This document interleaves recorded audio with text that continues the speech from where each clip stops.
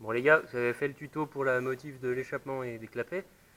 Donc je pense que c'est utile de faire le tuto pour le réglage du carbu maintenant. Donc là c'est le carbu d'origine PHBH 28 FD.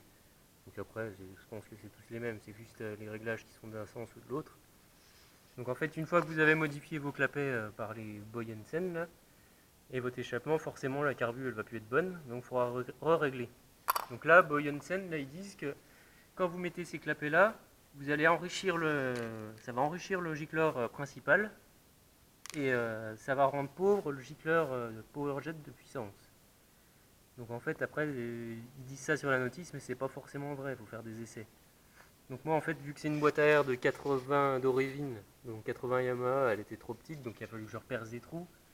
Donc autant vous dire que le réglage j'ai bien galéré mais j'ai fini par arriver à le trouver. Donc en fait vous avez le gicleur principal qui est ici, en diamètre 6, donc qui est vissé à travers la cuve et après qui vient là. Vous avez le ralenti qui est ici, donc celui-là. Le starter ici qu'on ne touchera pas. Et le gicleur de PowerJet qui est ici.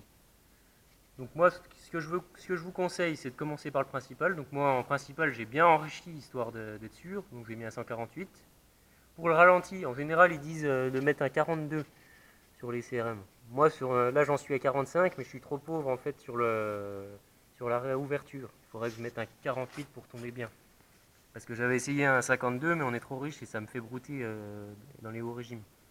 Donc c'est vraiment sensible. C'est un carbu qui paraît simple, mais il est vraiment sensible sur les réglages. Si vous n'avez pas le bon gicleur de ralenti, le bon gicleur de puissance, ça va vous faire merder à un moment donné. Donc moi j'ai mis un 45, donc je suis trop pauvre, j'enrichirai. 148 en principal. Et pour le gicleur de puissance, c'est pareil.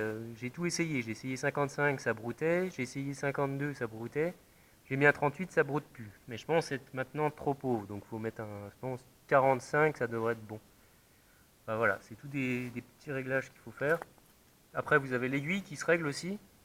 Donc là, c'est pareil. Ce que je vous conseille, c'est de baisser d'un cran pour enrichir comme ça sur toutes les plages d'utilisation.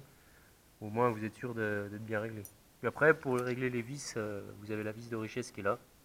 Moi, elle avait été réglée à deux tours, enfin dévissée de deux tours, trois quarts. Enfin, voilà.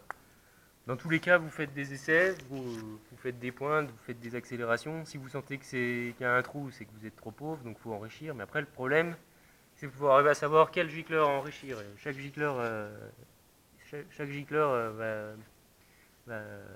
sais pas comment dire ça, va avoir un moment où il va servir et d'autres un peu moins. Voilà, bah, c'est ça.